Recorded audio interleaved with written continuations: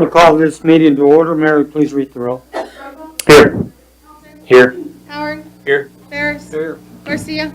Here. Thank you. Please join me for the pledge of allegiance. I pledge allegiance to the flag of the United States of America and to the republic for which it stands, one nation, under God, indivisible, with liberty and justice for all. Okay, I will like to welcome all those who are in attendance and those who are joining us by social media. I'm going to move on to item C for the approval of the agenda. I will entertain a motion to approve the agenda. John, I'd like to make an addition to discussion items Okay? to talk about the 4th of July. All right. All right, so we have an addendum made there for the addition of July 4th discussion by Commissioner Howard. I will entertain a motion. You want to make a motion to accept the approval of the agenda? So moved. I have a motion. I have a second by Ferris. Any questions or concerns? Mary, read the roll. Trumbull. Yes. Thompson. Yes. Howard. Yes. Ferris. Yes. Garcia. Yes, thank you. Move on to item number 2, public comment. I have asked Andrew. Andrew, you want to take the podium and give us just an update, and then Andrew, Kenton, after he gets done, you can take the podium, okay? So yeah, just wanted to give you guys an update. We had the pre-construction meeting here earlier this afternoon for the 2nd Street and 17th Street project with SPOR. They're going to look at tentatively starting June 21st on 2nd Street. And then just the way the time schedules and everything have worked out, we're going to hold off 17th until early next spring. So we have that latitude with KDOT to be able to put that one off a little ways. But at least wanted to get 2nd Street done and in, so that way that topside manor can all kind of go together as one piece. So yeah, that shouldn't take but 3 or 4 weeks, weather pending. But, once you open up pavement, it rains. Yeah. So I guess you guys have any questions or anything beyond that? Development's looking good over there, isn't it? Yeah, And then it's moving It's right moving along. along. Yes, it is. every day. All right, Andrew. Thank you. Thank you. Thank you. Kenton?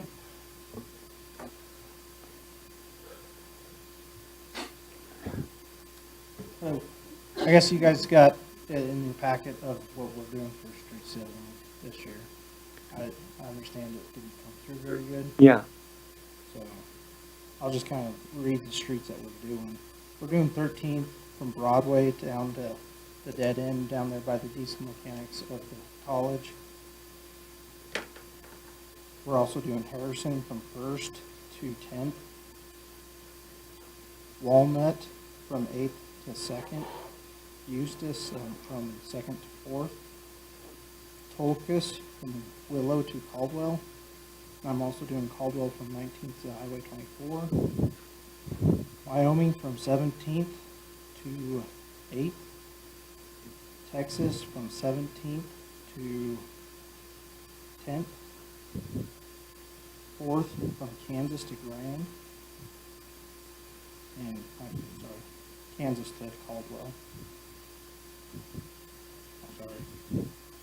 4th from Kansas to Maine. And then also Caleb Trail section that we milled. We're going to put a double chip on that. Oh. That's going to be kind of a test spot, see how well that holds up. Maybe future thoughts, maybe getting that machine someday. So if it works out, we'll see. So, Okay. if you have any questions? Any idea when you get started, Kenton? We usually do it July 28th. Is July usually 28th. right around that area When is when we do it. So I got about 2 months to get all those streets ready for chip seal. So Okay.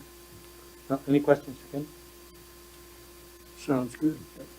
Thanks, you. Kenton. Thank you. Thanks. Mhm. Yeah, that'll Out work. in that file, and I think with the email transition, it didn't take, so we'll email it out to you so you have them. and it has numbers on there. What Okay, good. All right, thank you. On the list over there. Yeah. Move on to item number, There's a couple more Oh, for the there's- public comment. okay. Yeah. Okay. All right, go ahead. All right. Good evening. Take the- Still really weird to be here and not there, but whatever. I am here this evening as a representative of the animal shelter. I'm on the board of directors, and I have a few board members with me here this evening. We are here to not agree or disagree with your decision to repeal the special breed ban. We just want to make sure, because so many of you are new, that you understand what the animal shelter's part plays in this and what our policy is. So when a dog is brought into the pound, they have 5 business days to either be claimed or, whatever. And after that 5 days, then those dogs are offered to the animal shelter. Kathy usually is the one who comes in and assesses them. And then we make the decision as to whether, because our main purpose, we love animals, so we want to find them happy homes. That's the main purpose for the animal shelter. Unfortunately, we have, for many years, and I don't know exactly how many, but for many, we have had to put in a policy that we cannot take pit bulls or pit bull combination breeds.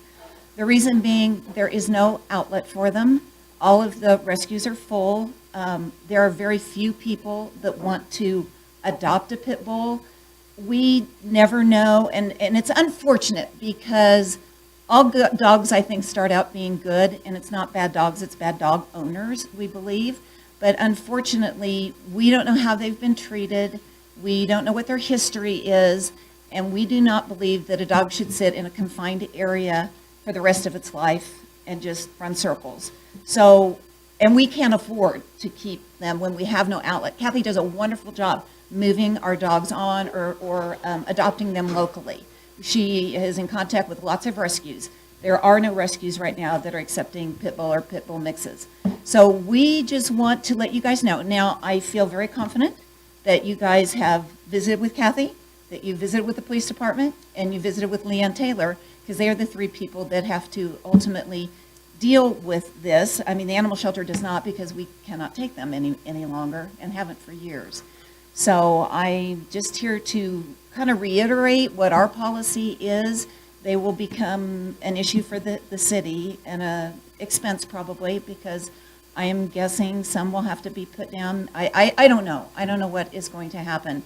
But I just want you guys to know that as much as we would love to, we cannot take pit bulls or pit bull mixes because we have, again, no outlet for them, any place for them to go, and we cannot afford, nor do we approve of them just living their life out in a cage, basically. So that's the only reason I came tonight, because I know you're going to do something about it. And like I said, we're not here to agree or disagree with your decision. I don't know if you have any questions for me or for Kathy, or she might be the only other board member that's here tonight. We had a couple more that were going to come, but we just wanted to let you know.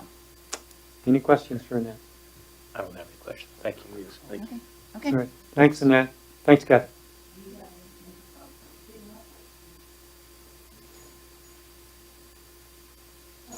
Okay. No.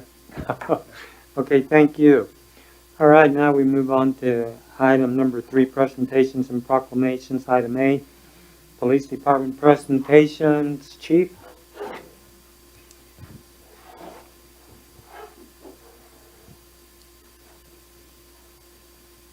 Do you mind if I? Sure, absolutely. Thank you. Thanks. Thanks. Thank you.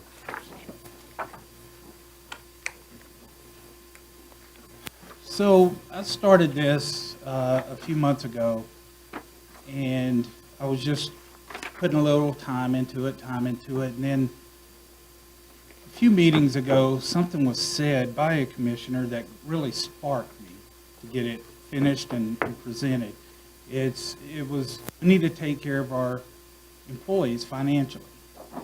And so what this is a proposal for the police department to do that.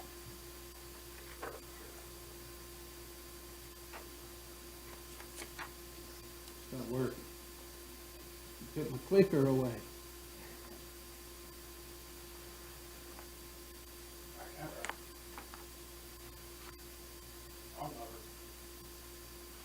Okay, so let's go back. Okay, this is just a overall of the slides that will be shown. So what I did is I took different departments from around the state, not just in this area, but different areas as well. And I compared their population to us, plus their starting pay. Then how many, and the caseload as well. And as you can see in the little bar graph, bar chart, we substantially had more cases, and this is over a 2-year period, and the population is also pretty much doubled. Our population is doubled. Their starting wage is $16.50 per hour.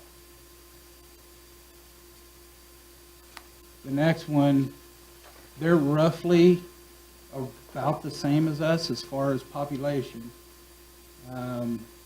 They did do a few more cases than we did. Their starting wage, as you can see, is $20.89. And when I say that, that's for without experience. That is the starting wage. So with experience or certification, it's higher than that. And they actually sent me their salary matrix, which, I mean, you can look at that at your convenience. It's just a lot to go through.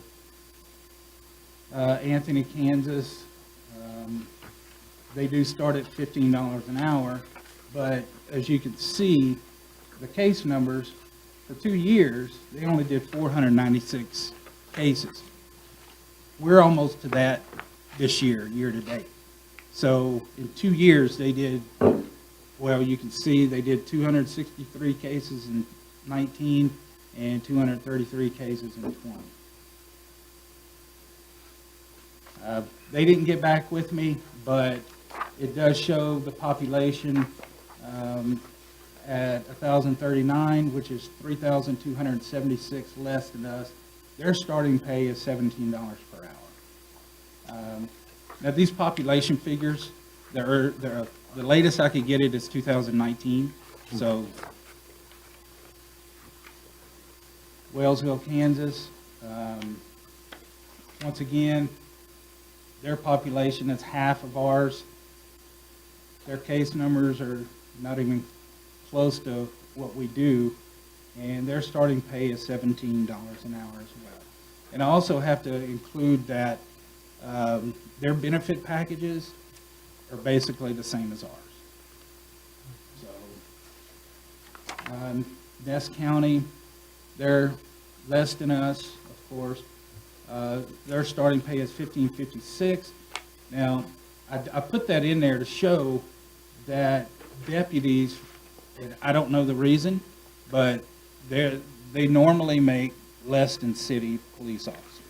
It could be the caseloads, it could be many different reasons. I don't know that reason, but I did want to put that in there as well.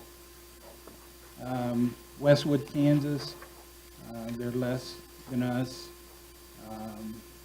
Their caseload, you can see, ours is 2228 for the last 2 years. Theirs is 855.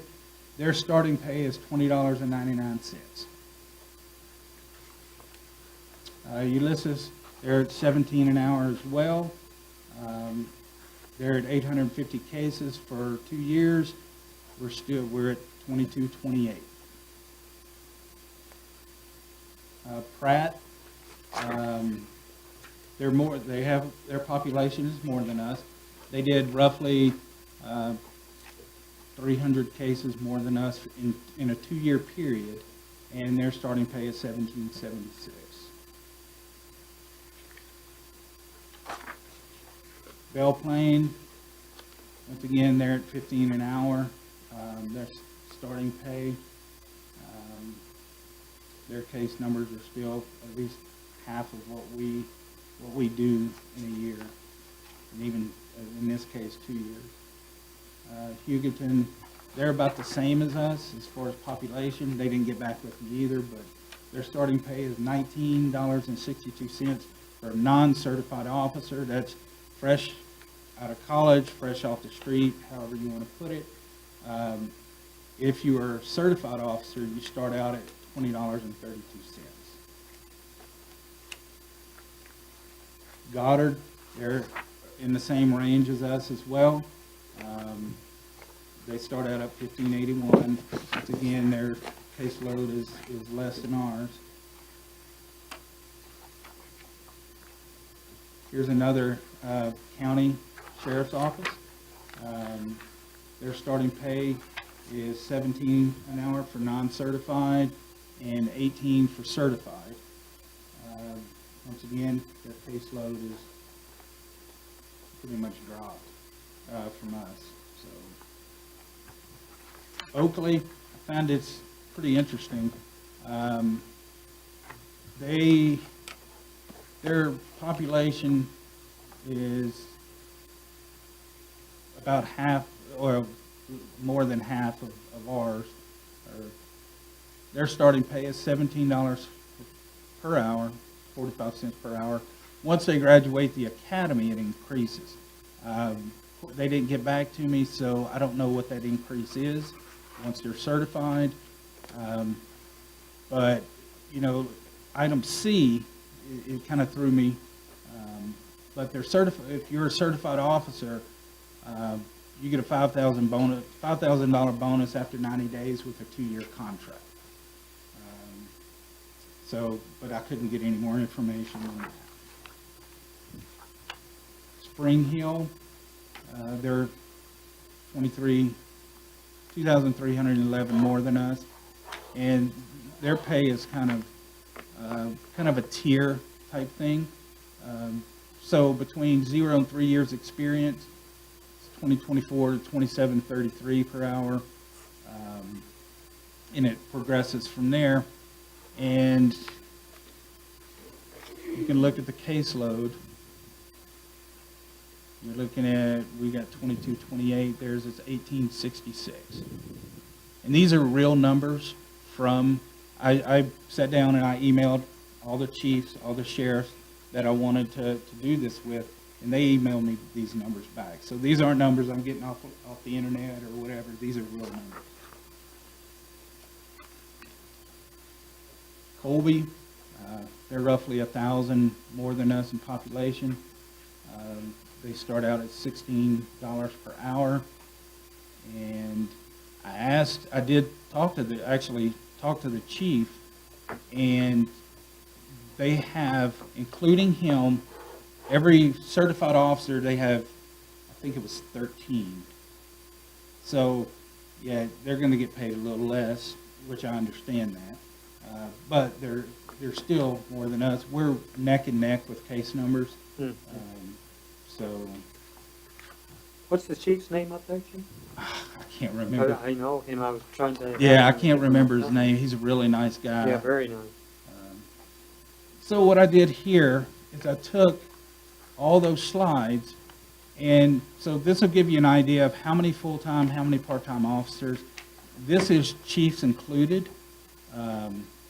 So it gives you how many officers per person in the city. So like Council Grove, they have 1 per 226 people. They average 70 cases per officer per year for 2019 and 2020. And you can you can read all that at your convenience. So right now, with 9 full-time officers, that's including me, there's 1 officer per 479.44 people.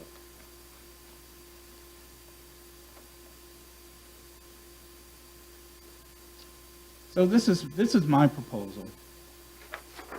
So looking at all these, and I've even looked after I've made this, the average starting wage for an officer is $17 an hour. And like I said, that's the same, benefits, everything like that. So that is my proposal. It's to put it on a tier instead of, okay, every year you're going to get a raise. If you put it on a tier, your experience matters. So if you come in here, you know, if you come in, you've got 3 years experience, I hire you, you start out at 19. And then, it just keeps going from there. So current employees will have $1.60 added to their salary to compensate for the increase in the starting wage. So this is basically, if the starting wage is raised to 17, then the people that are here will be raised by that $1.60. So if you're making 17 right now, it would go to your 1860. So this is the impact on a budget, and this is based on a 40-hour week. So we've got all the different officers. We even have a part-time officer down there. So the impact on a budget in a year would be $31,408. As opposed to, and I'll get to the next slide, but this number, it seems large until you see the next slide. This is the approximate cost to send someone to the police academy. You've got 14 weeks, so your wages, and this is at $1,540, is $8,624. That's for your 14-week period. And like I put in there, they do have night classes, and they have to be paid, of course, for driving, which is 4.5 hour drive time. So that actually is going to be higher than that. Your gas is approximately $1,750. That's back and forth for the 14 weeks. Then you have your meals. That's approximately $350. So we have a 14-week FTO program. That's basically, you're a ride-along for most of that while you're learning. But that's another $8,624. And it could be more if overtime is incurred. So the approximate total just for that, those figures, is $19,348. So the real number would be approximately $22,000. Then you have to add in your wear and tear on your vehicle, your maintenance, oil changes, tires, whatever. And it does not include uniforms or equipment. So the equipment, as of now, we've got enough equipment. Uniforms, we could have something to fit, we may not. If you get somebody 6'4", we're not going to have anything to fit that person. So what do you have to do? You got to buy all new uniforms. So I understand that problem. yeah. So in all reality, that number is going to be around $25,000, $26,000. So do we want to keep paying that once a year, once every 2 years, or do we want to take care of the people we have? So through this whole process, I've had my own officers send me pictures. Walmart's got a sign out, hiring $16.50 per hour. Why do you want them to go through the name calling, go through the fights, go through the drugs, for less than what you can make stocking a shelf at Walmart? And I'm starting to get a little emotional, so I apologize. You do notice nowhere on here did I ask for anything from me. I'm good. I want to take care of my people.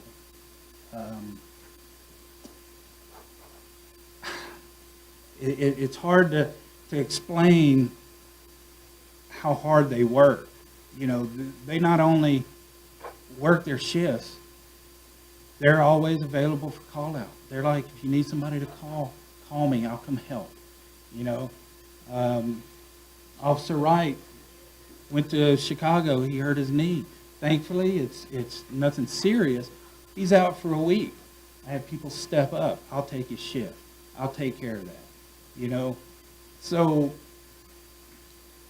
I don't think it's fair to ask them to work for less than what they can make at a convenience store, or Walmart. So I don't know what else to say, because I see it. I see it every day. I see what they do. I see them wanting to succeed. And I don't want to lose that. I don't want to lose that enthusiasm.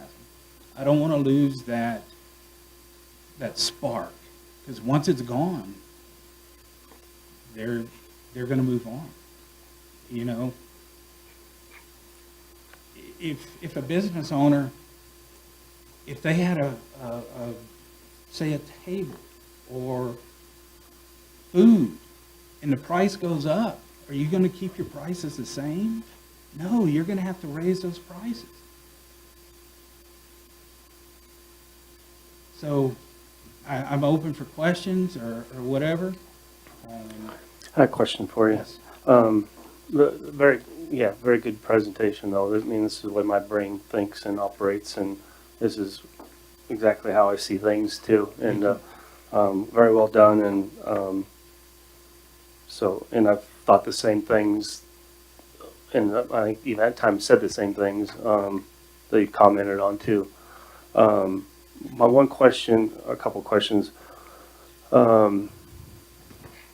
Outside, so the year range, year 0 to 2 or whatever, on down to 10 plus years or whatever, are you saying you're requesting to go on that? So whatever we decide and what we have decided, whether it's a 4% raise or a $1 wage increase, what budget time wise are you saying that you're wanting to go on that scale, and that would be outside of that?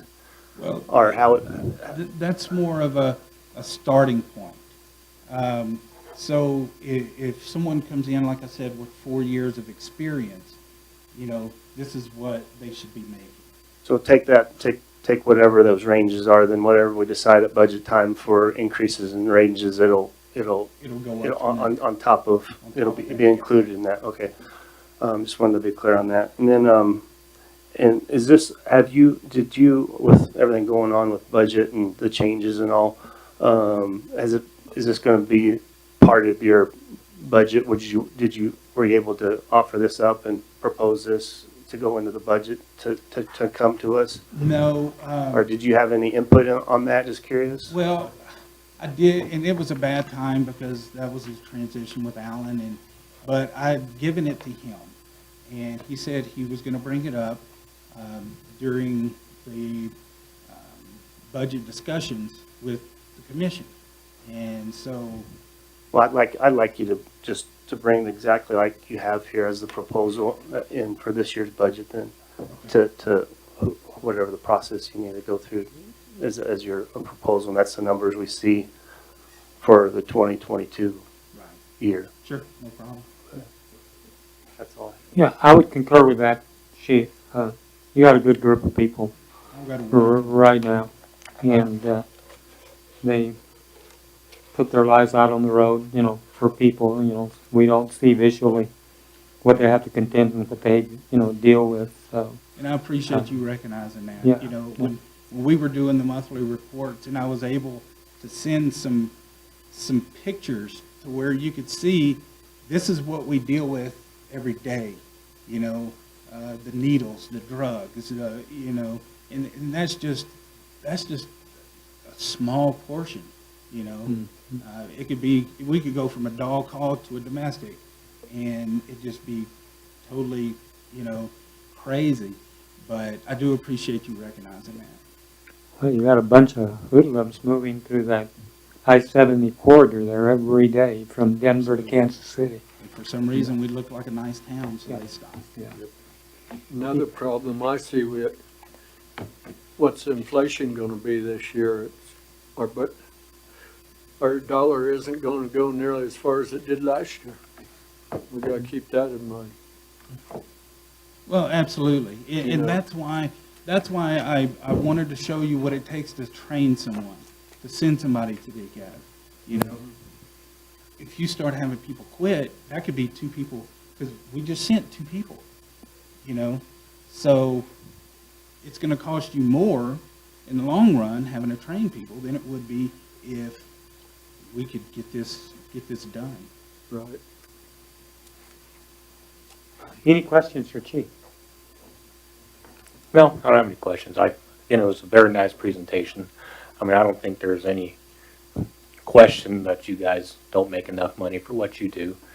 And for that matter, neither do most of the people who work for the city and a lot of the other jobs around the community. I mean, the cost of living / wage gap has been widening for a long time for a lot of people in a lot of professions, and you guys included. I think we're all on board for figuring out ways to, get everybody your proper salary increases as necessary, the best that we can, but this is good to see.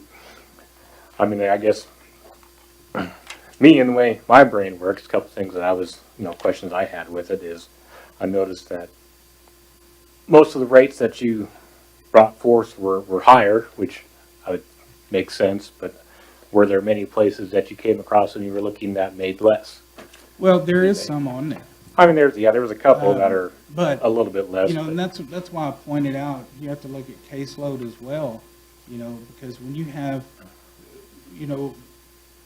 one officer per 479.44 people, you have to look at that as opposed to 1 per 296 people.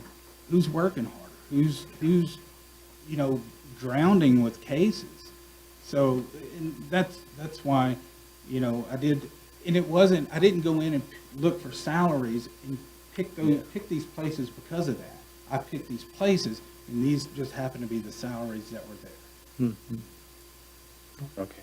And you talked about cases kind of, and this wasn't the point of your presentation, but it's just something else that I just kind of noticed as we were going through, is that we do tend to have, it seems, a lot more cases in general per capita than a lot of these other cities. Yes. I mean, I'm just curious as to know, maybe at some other time, hearing the reasonings as to why we just have so many more cases than the other communities as well. What's going on there? Why are we having to work so much harder than some of these other communities that are roughly the same population? And it could be because they may not pull a case or do a report for something that we do. So if we go, this is kind of hard to explain, but let's say we go to the Greyhound bus and somebody wants to get kicked off, or, they want to kick this person off, and we go, we help them, we do whatever. We may pull a report just as an informational, just in case something comes up and we can say, no, this is what happened. Some places may not do that. So it's all, basically, it's the chief's decision. It's his discretion if he wants case numbers, he or she, excuse me, wants to pull case numbers for certain things and not other things. So that could be part of it. Would you say just kind of the blessing and the curse of being on the interstate, the ones that have fewer cases? I don't know. I haven't looked through there to see the ones that aren't on the interstate have fewer cases, and the ones that tend to be on the interstate tend to have an increase in cases. Is that safe to say or not? I mean, I would say a large portion of our cases come from in town. We do get some off the interstate. They're not as, they're so sporadic. Just like the Greyhound bus. We could go a month, 2 months without having anything to do with the Greyhound bus. And then the next month, it could be 3-4 calls just for that. So I would say a large majority comes from just in town. You also have that sector of people who are going through I-70, stop in our community and municipality, make home base for a while if they're trying to peddle something that they shouldn't be peddling, that you guys have done a fantastic job of staying on top of that. So there's a great number of those people, I mean, from your reports that, manifest and show that these were just people that stopped and tried to create fraudulent activity that could have been very costly to the community and to businesses. That your team has done a great job of, uncovering those things. Thank you. And that is when you say coming off the interstate, a lot of times it's when they're in a hotel. So we get a lot of calls. Of course, being this close to Colorado, they think marijuana's legal everywhere. So, and they may not even realize they crossed the state line, I've heard that one. But a lot of, we get a lot of calls out there. I smell marijuana. So we go out there and, our last one, we ended up getting a search warrant for the room. And I think what Mr. Garcia is talking about is we found counterfeit items, washed money, printer, all this. We've pulled a lot of drugs out of those hotels.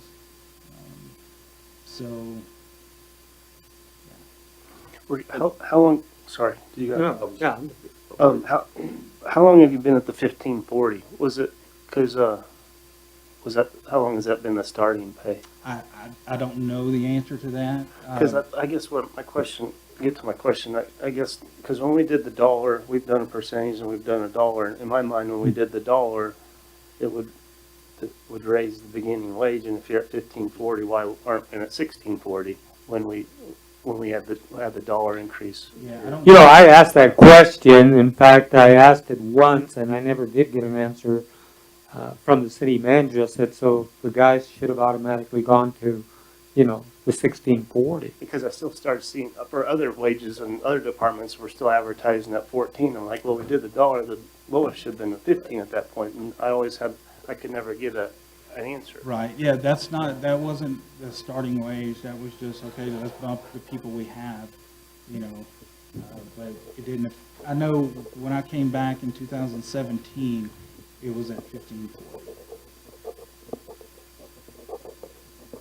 Debbie, could we find out exactly for sure what happened? That are being advertised now at the 14, they were starting at 14. They should have gone up to the dollar increase also. Yeah. Because everything across the board should have went up $1 I'll versus just check it online, just to make sure. so, Great, yeah. great presentation, and I appreciate all you guys' hard work trying to keep the city safe and drugs off the street. I've answered about all the rest of my questions. So. Thank you. Anything else, Gary? We gotta keep inflation in mind because you're losing buying power every day. Well, good presentation, Chief. We'll, like I said, bring it to commission and see where we end up. Certainly, we value what you guys do. Thank you very much. Yeah, thank you. All right. Well, is Harold here, Mary, yet, or no? He's not. Okay. So we can come back to that. So we move on to item number 4, the consent agenda. Item A, May 17, 21 commission meeting minutes. Item B, May 19, 21 special commission meeting minutes. Item C, May 24, 21 joint commission meeting minutes. Item D, May 26, 21 special commission meeting minutes. And item E, appropriation ordinances 2021-11, 2021-11A, 2021-P11. I will entertain a motion to accept the consent agenda as presented. I'll move. Have a motion by Commissioner Thompson. Do I have a second? Second. Second by Commissioner Ferris. Any questions or concerns? Mary, read the roll. Howard, Yes. Ferris, Yes. Thompson, Yes. Brumbaugh, Yes. Garcia. Yes, thank you. Move on to item 5, ordinance of the resolutions. Item A, ordinance 1740, interlocal agreement for merger of fire services. I think we've all have gotten the merger agreement. If there are any questions that you need, Jake is here. I think I'm pretty satisfied with it. Are there any questions or concerns there?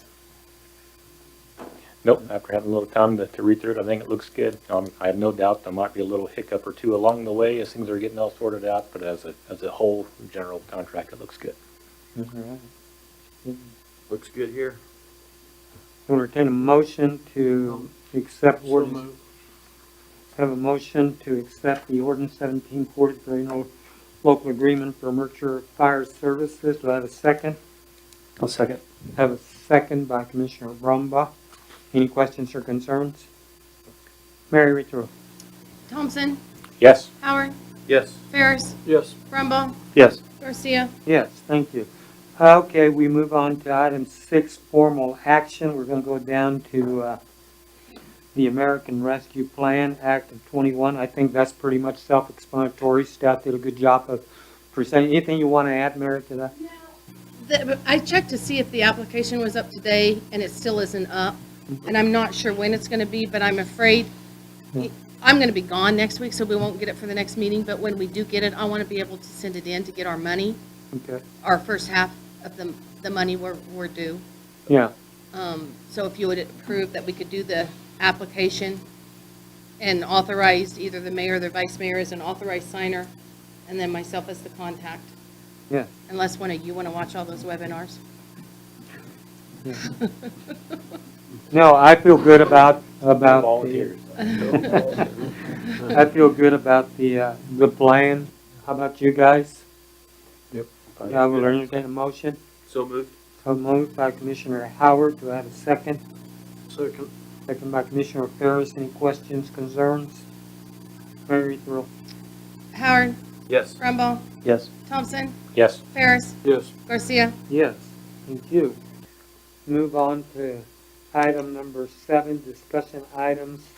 Item A, ordinance 1739, repeal breed-specific regulations. I think that the only thing we're doing there, if anybody's happy, is changing that to vicious animals, right? And, Which is a whole division under there and just doing the vicious. yeah. yes. Any questions, concerns?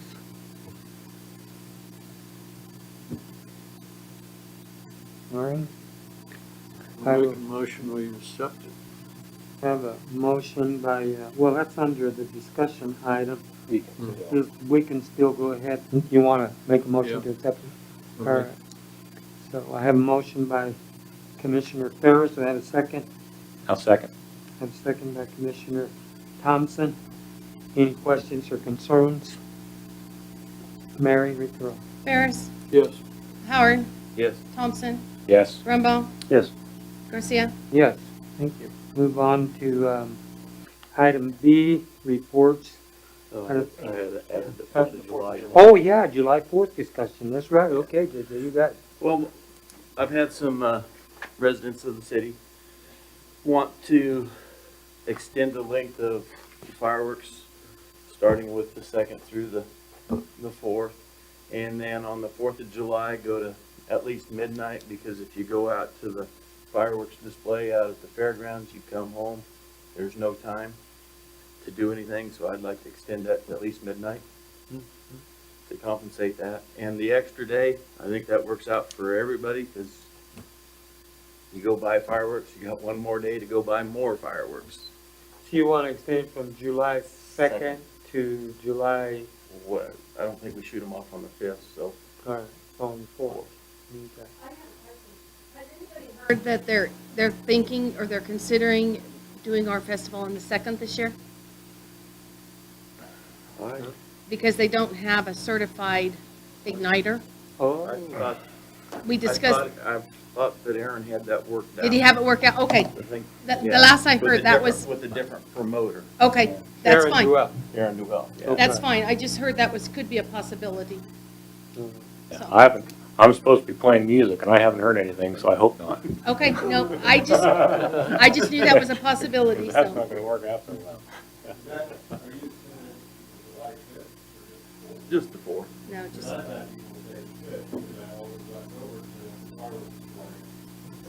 Well, we could go the 5th, but if you went to midnight on the 4th, you should be able to get all this shot off, Yeah. you would think. That never happens.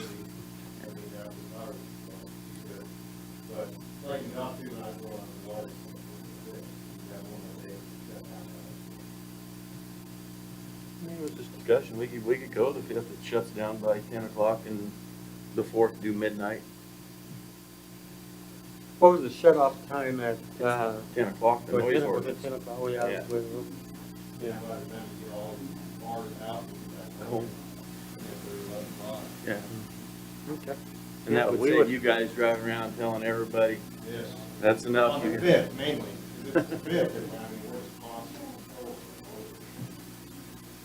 I'm just trying to think timeline, what we're working with here, because that's, it's per ordinance if that is. We would have to Yeah. make a motion to change the ordinance, and then, the time has to pass, we may, if you want something done, it may have to happen tonight. I'm not sure what. I have to think this through, because if we do an ordinance, today's the 17th, so it'd be June 21st, and then it would be published that Friday, which would be what, June 23rd, 25th? So it would go into effect that day.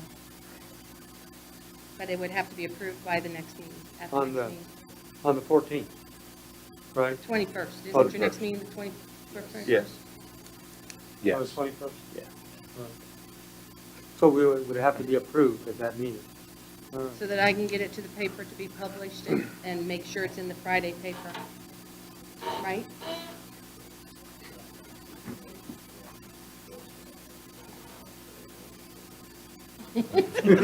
Jake, don't get that started here.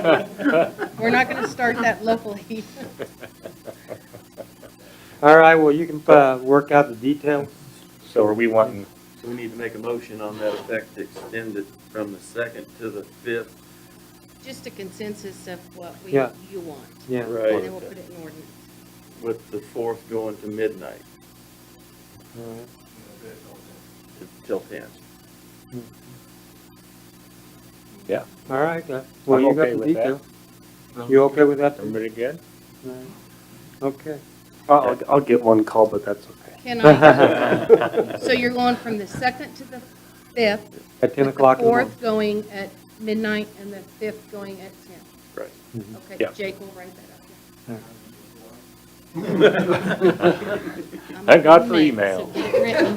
Good luck, fireworks off in my time. All right. Okay, we're gonna, Harold's still not here, we're gonna go on to commissioners' reports. Gonna start with JD. I don't have anything. Nothing here. I went out and drove through the cemetery. And Joni was doing a really good job out there, had it really looking nice for Memorial Day. Mhm. And I appreciate all the other hard work that all the city employees do. It looks good. Nothing, that's it? Okay, well, on the mayor's report, I wanna thank everybody for what they're doing out there. You're doing a great job without, anybody supervising you guys. You got the department heads, so I appreciate that. And I think what I'm gonna do here, since Harold's still not here, I'm going to make a motion to recess into executive session under the authority of 754319B1 for matters relating to non-elected personnel. I would like all 5 commissioners and the city attorney for a period of 20 minutes. So I would entertain, I have a motion on the floor. Do I have a second? Second. A second. All those in favor? Aye. Say aye. All right, the time is 5:49 for 20. We'll just move downstairs, guys, so that you guys.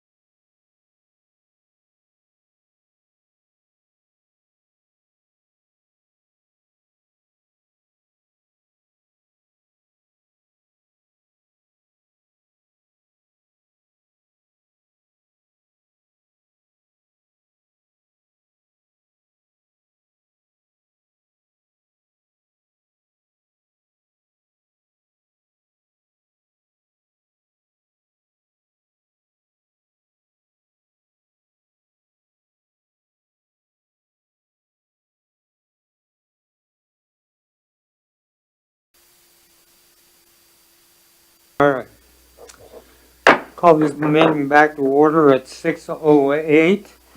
And now we have the privilege of having Harold. If you take the podium, sir, and I think we'll have probably do this. We're going to have you do a presentation, so you'll have to do both a presentation and then we'll move on to accept your audit report. Okay? All right. They have it in their packet. So I'm gonna direct you to certain pages, and Talk about the highlights of the report. Starting with the first page after the table of contents, the independent auditor's report, in which first we indicate who we're auditing, which is the city. And then that it's your responsibility to make sure the financial statements are fairly presented in accordance with the Kansas Municipal Audit and Accounting Guide, which is a statutory basis of accounting, not a GAAP basis. Because your records are a matter of public, or open to the public, we send a copy to the Division of Accounts and Reports so anybody could ask for them. We have to tell people that are not as familiar with the financial statements that you're not in accordance with generally accepted accounting principles, even though you already know that. So that's what we're doing at the bottom, is telling you that you have an adverse opinion in accordance with generally accepted accounting principles. But the second paragraph on that second page is a opinion on the regulatory basis of accounting. And that's what you're looking at, because that's what you've opted into, is the statutory basis of accounting. And we feel that you are fairly stated in accordance with all material respects with that basis of accounting. The statutory basis just has a summary up front, detailed notes, and then it has a lot of detail in the back. So we have to tell you what our opinion is on the information behind the footnotes, which is the report on supplementary information. And we're saying the same thing there, that it's fairly stated in accordance with the Municipal Accounting and Audit Guide, i.e. the statutory basis. Also presented back there is a comparative of 19 to 20 years. And we have to tell you that the financial information for that 2019 year has also been audited and is fairly stated in accordance with the statutory basis of accounting. Then we go to page 3 and 4. This is your statement 1. It's the only statement that's up front, and it actually continues on to page 5 and 6. So I'm going to kind of flip back and forth here a little bit. On page 5 and 6, we get to see the city as a whole, and you went from $10,000,003 in unencumbered cash to $11,000,005 in unencumbered cash. So there was a growth this year of your unencumbered cash balances. In between there, you spent or received about $15 million, almost $15,500,000, and you spent $14,796,000. The general fund, it did increase slightly. The biggest increases in your special purpose funds, most of that coming in the municipal equipment reserve as a result of transfers that were being made from other funds over into it to beef it up. Capital improvement reserve fund actually went down slightly. Your capital projects went from $246,000 unencumbered cash down to $32,000. But that's to be expected. The capital projects that you had running were getting close to being finished up, and therefore there shouldn't be that much money left in them. The airport improvement, as it did last year, does show a negative unencumbered cash and a negative cash balance. And ordinarily that is a statutory violation that would be listed in the report. However, if you have money that's coming in the form of grants to cover that, then it's not. And that's what you had. So back in the footnotes, that's what we say, is that you're not subject to any statutory violation because of that. Your business funds, which is your electric and water and sewer and trash, went from $2,000,001 to $2,000,004.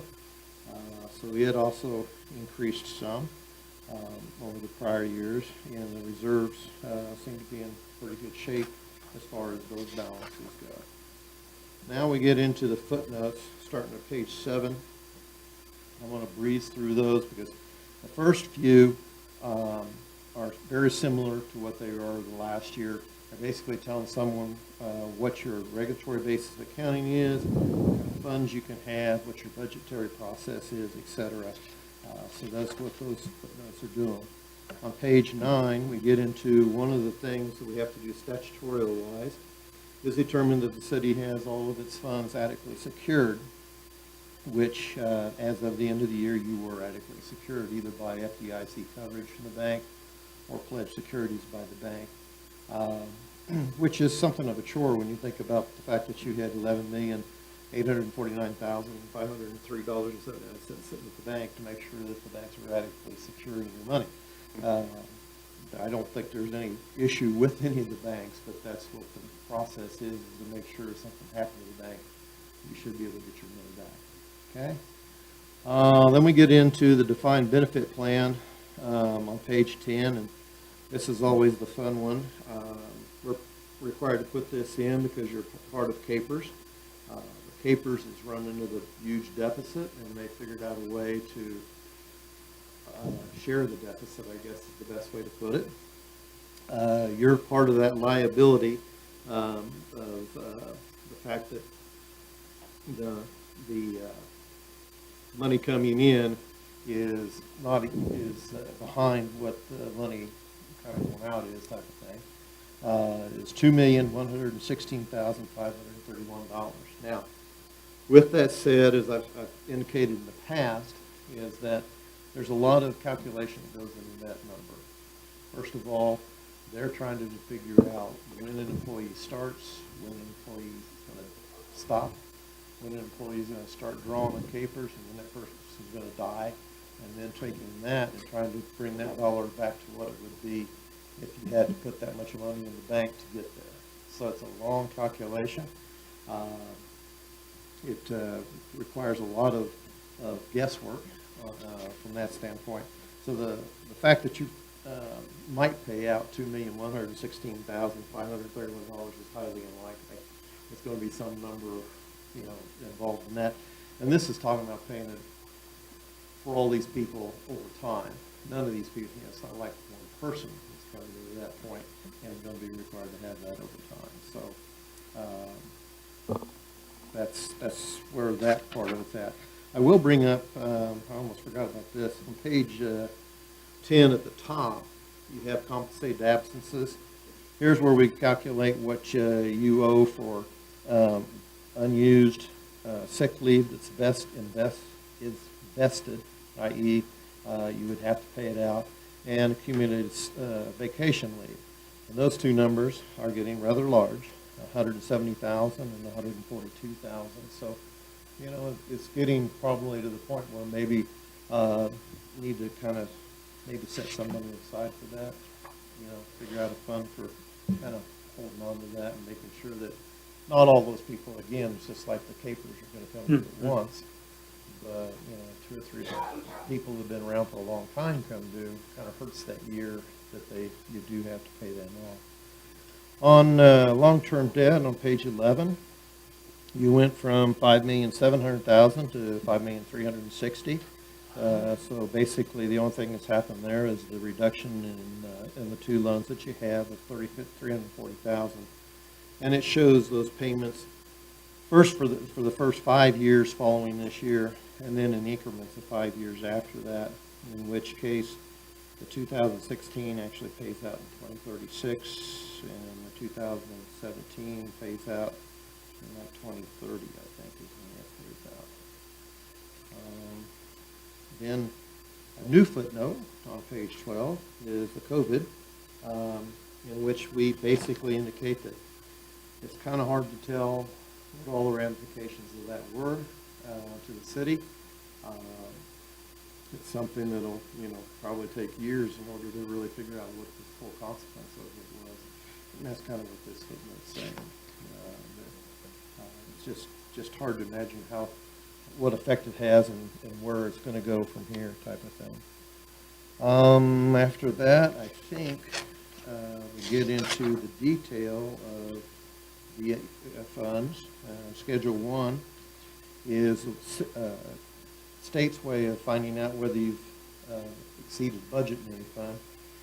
So this just shows again your budget and your expenditures, and whether you're over or under budget. So as long as you have a bracket around any of those numbers, that's a good thing, or they're sitting at zero.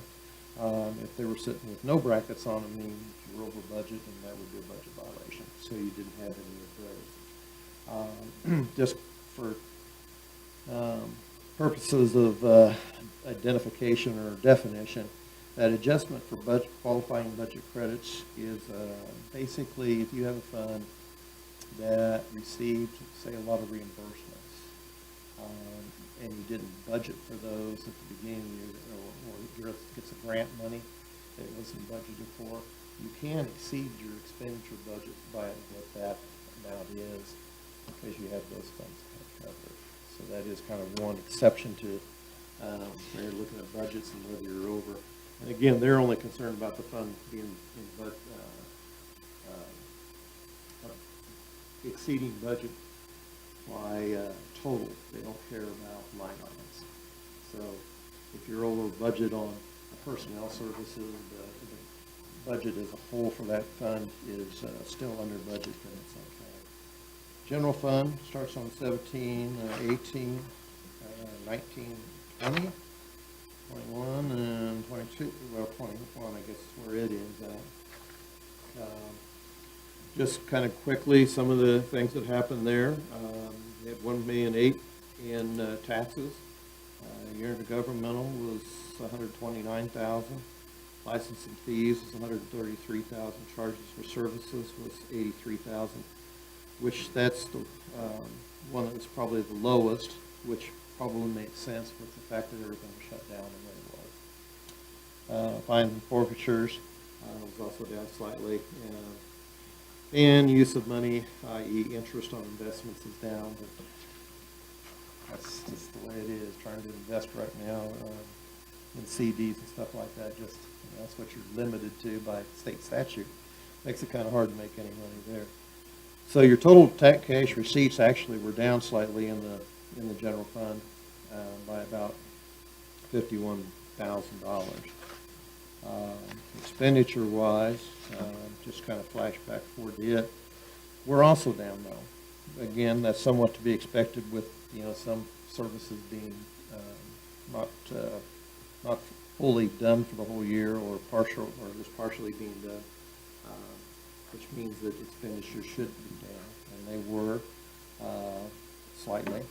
So the fact that you ended with the receipts over expenditures is $45,000 in the general fund is a good thing. It means the general fund went up, and compared to some of the cities I've looked at, you're in positive there.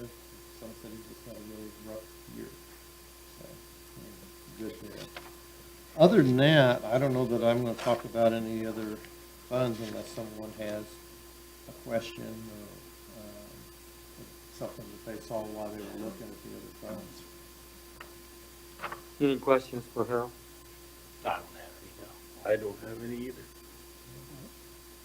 So Harold, on those liabilities, like, we're talking about the employees' vacation and so forth, is there a way, Mary, that we can make a line item on the budget to make sure that when these guys do decide to go ahead and cash out, whether or use their cash or vacation, to make sure that we have the money for these guys there? What we've done for years, John, is anybody that is eligible for retirement in the next 5 years, we kind of discuss it with the employee, and if they're thinking they're going to retire, we put that in the budget. And what it does is you have, let's take Rich, for instance. His was in the budget for last year because he knew he was going to retire. You have some that are in there for this year. They're not going to retire, so we're taking them out of the revised and we're going to put it into the next year. So we put it in the budget to kind of predict what their payout will be. And where in the budget, where would be the Under line item? personnel services. Under personnel It's, services. it's part of the salary line item. Okay. Good. Make sure that they got one. The other question is, on the airport fund, even though it shows a negative, that should show a surplus, right? If you're pretty quick once It won't show a surplus, John. It will show a zero balance, because what will happen is we just got awarded the 523 grant. And so when I get back from vacation, I'll apply for that reimbursement on that one. We still haven't been awarded the reimbursable agreement grant, which we had to pay up front.